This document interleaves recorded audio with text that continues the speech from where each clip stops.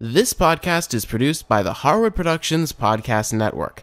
To learn more about the network and to find more of our shows, visit us online at www.harwoodpodcast.com.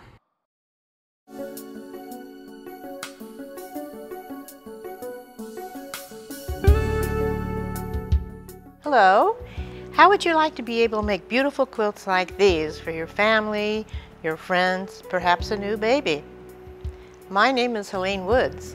Let's quilt.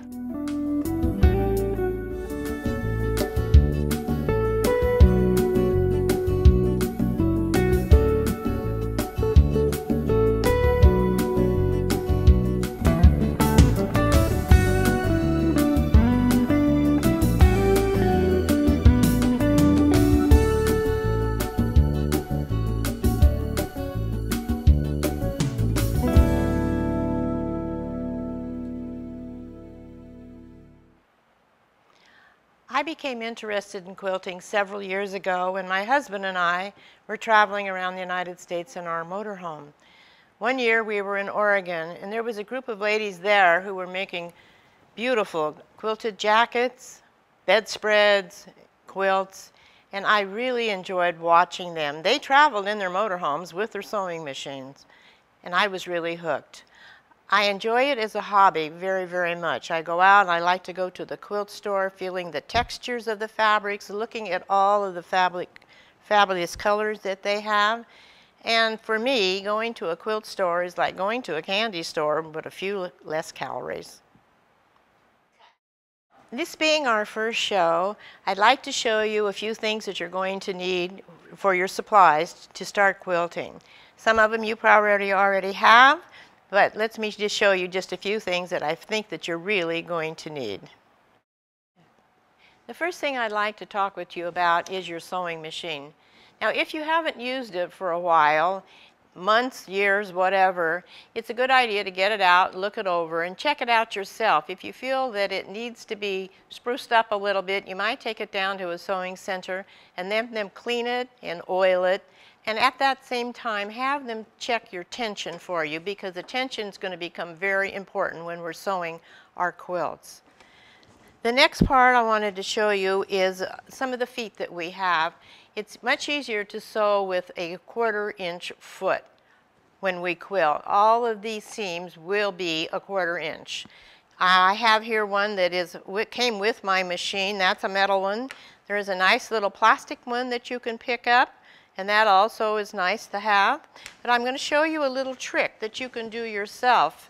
If you take a piece of 1/4 inch graph paper, which I have here on my machine, and you can just take that, put it down on the foot plate, bring your needle down. When you get that in place, then you can take a little piece of masking tape and lay that right next on the edge of that and bring that down, so then when you're feeding your fabric, you have a nice 1/4 inch line going into your needle. The last little foot I'd like to talk with you about is your walking foot. And this is nice only when we start to quilt. And that way this foot will be taking the upper fabric and the lower fabric and the batting all at the same time. By using this, we won't get any wrinkles underneath on the back side of our quilt. And I have with me here this little piece of gripper, and I use that a lot of times on the side of my machine, and I'll just leave them right here. You can put these on there, and that way as you're sewing, things don't slide around. You put your scissors on there or whatever you're going to have. It's nice to have. One last thing I forgot to mention were the needles that we're going to use when we quilt. I get the size 80 by 12, and that way that it's just a middle-sized needle, and it should work fine in anything that we're going to do with our quilt. Next, I'm going to talk about your rotary cutter. In quilt making, a rotary cutter is the only way that you're going to be getting a precision seam.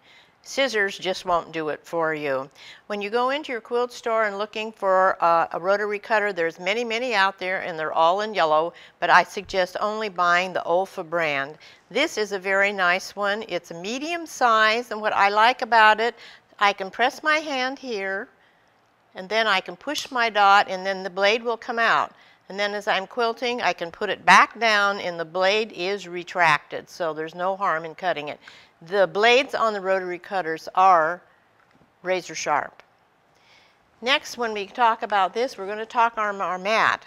Now, I suggest you buy a large mat as you can afford, because it will probably be the only one that you will need. This one I think is only 36 inches wide. They have some that are 40, but I don't really think you need them because they don't fit on the cutting tables very good. But there again, an Olfa brand is definitely a must. Next, I'm going to talk about your rulers, and these again are very important. When you buy your rulers, you have to buy a ruler that's made for rotary cutting. They are much thicker than any ruler that you would have in your house normally. The sizes I have here, I have this one is 3 by 12. I have another one that is this must be a little bit longer. This is 4 by 12. And then I have the largest one, and the largest one will be for your big cuts, when you're going to be cutting a full 25 or 40 inches, depending upon it. The smaller, the narrow one is nice to use when you're doing your small cuts. While we're on the subject of rulers, I have a couple little ones that I like to have next to me when I'm sewing.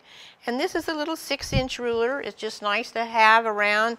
And then this is another gauge ruler, and that way you can set a gauge 1/4 inch, 1 inch, whatever you're going to need, and it will slide and stay there pretty well. When we get ready to cut and we're going to do some marking, there's some pencils that you're going to need.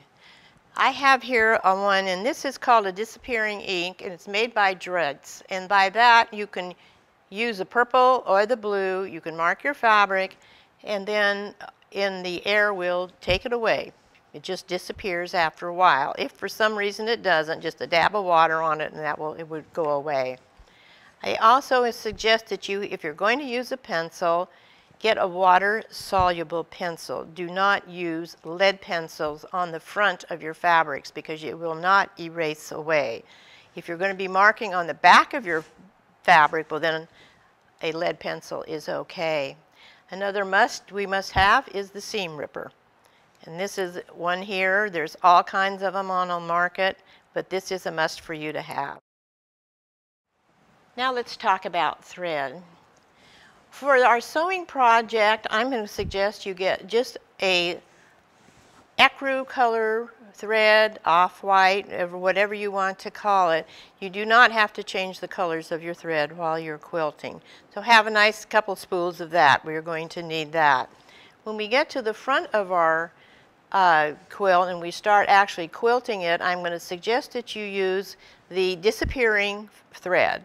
And that way when we are stitching in the ditch, as they call it, you won't show at all when you go off the lines just a little bit. When we sew our backing and when we sew our binding on, at that time you're going to need some regular hand sewing needles. And then I suggest you have a spool of thread to the color of your backing and also a pair of scissors to cut it. Next, I'd like to talk a little bit about the fabric that you're going to be using. When you go to a quilt store, this is what the size that it will be on. It'll be a nice cardboard thing. Look at the ends of it and look and make sure that it's 100% cotton. That's what we use in quilting. You don't want to use anything with polyester in it because then it will pill. When you bring your fabric home, the next thing we want to do is to test for the fastness of the color. That means whether it's going to bleed, and if it was to be wet, that color would go into the other color. You don't want that to happen. So you would take it, and if you have just small pieces, just stick them in the sink, a little bit of detergent and water, swish them around a little bit, rinse them. I suggest if they're going to be dried normally, then stick those little pieces in the dryer and let them dry. If they're not, then you can just lay them and let them dry normally. The only time you would not wash your fabric is if you were making a wall hanging and you knew that it was never going to go into the washing machine. To put the fluff in your quilt, we're going to have to purchase some batting. I have here a package, and this is polyester. We can also buy it in cotton, and it has many, many different thicknesses that you can purchase. If you go to a quilt store, you will also be able to buy it by the yard. Now I'm going to speak with you about your ironing board. You know, through the weeks and months that we're ironing, if we do, we will notice that it begins to get kind of soft and cushy in the center. And when we're pressing our seams, we don't want that to happen. So I've made myself this little ironing, or pressing board, I call it. I just put that over my iron, and we'll have the directions for this on the website. And that way, when you put your iron on things, it doesn't sink down, because when we're ironing, we're just going to be pressing. We don't glide the iron, we just press. And that way it gives a nice solid bottom to it. I like to use either water. A spray iron is definitely a must. If you don't have one, you can always just use some water in a spray bottle. I have some new, this is made by Niagara. This is something new, and it's not aerosol.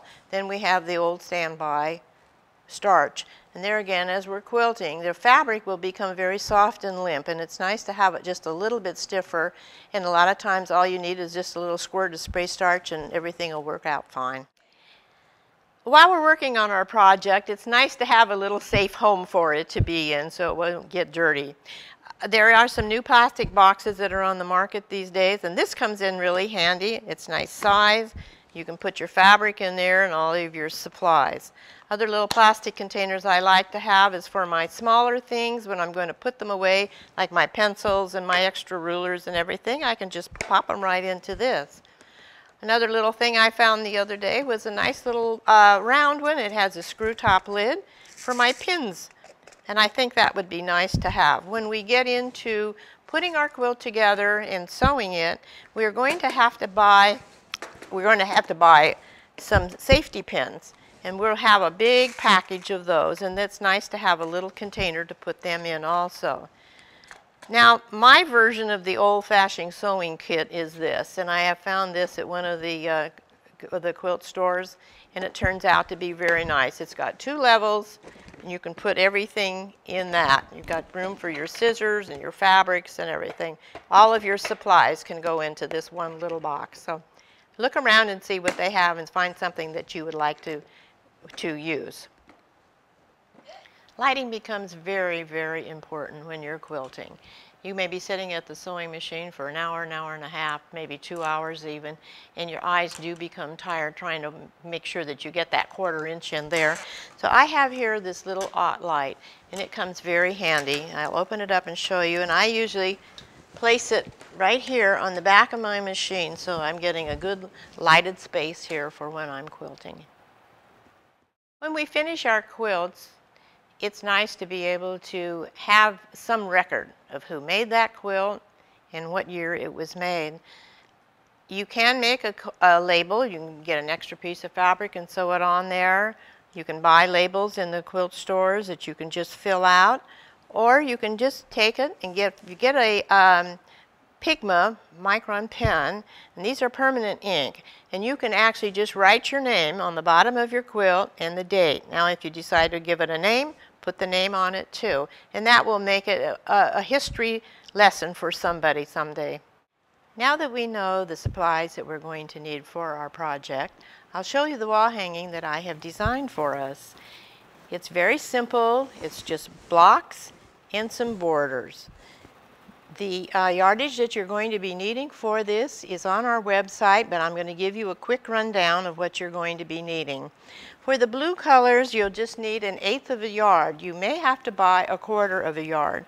So I suggest that you look if you go to a quilt store, they'll have a little box there that will show you an area that they call fat quarters, and that's a 1/4 of a yard. And sometimes you can get those at a much more reasonable price. The white color, we're going to need 1/4 of a yard. The red, we're going to have a 1/2 a yard because of the borders and everything. Now the backing, I have backed mine in red, and there we're going to need 5/8 of a yard for the backing and the sleeve that we're going to put on so that you can hang it. These colors are just for you to choose from. I chose red, white, and blue, that I like them.